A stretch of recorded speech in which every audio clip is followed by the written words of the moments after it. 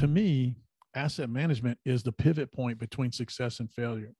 You can take the best deal in the world, you can underwrite the best deal in the world and get the best deal, buy this property at a smoking deal, and then manage it right into bankruptcy.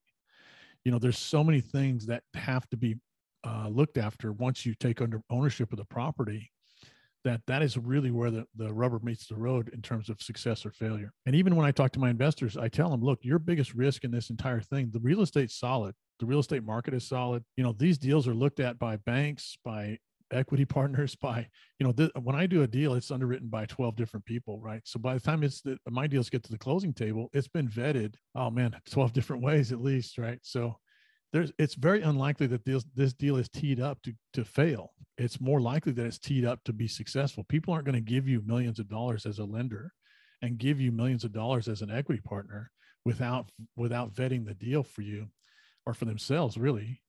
And so the person that runs the risk of mismanaging the property is the one that's the most risk in the whole operation, right? So, and that's the asset manager. And the asset manager, like you said, a good property management company is critical. And you as the operator, if you're the operator, you're also the asset manager generally. But if you as the asset manager, if you're not vetting those property management companies properly and making sure they're in line with your mission and vision and values, if you're not making sure that those things are starting off properly, even a great management company may just be misaligned with what you're trying to accomplish too. So an asset manager is critical in starting that process properly, right? Getting those things done. And then once you have a great property management company in place, the asset manager is there to make certain that you're measuring the right KPIs and you're holding the team accountable for those KPIs. And any decisions that come up, you're making sure strategically that they are aligned with your long-term vision for the property and what you're trying to accomplish. And, so all these things are critical for the success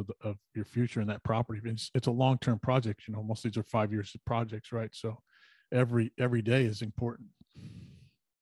Yeah, that's incredible. And I completely agree. I mean, I think we've had similar situations, even with our best property manager, who we have nothing but the best to say. Like, I mean, they're just so good. Right.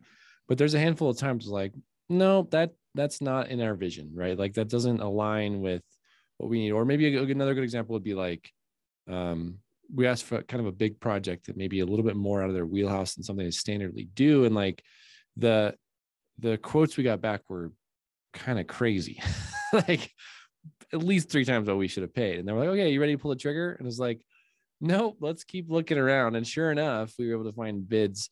I think the description of the project wasn't being clearly represented and they were ready to kind of pull the trigger, because it was in our direction.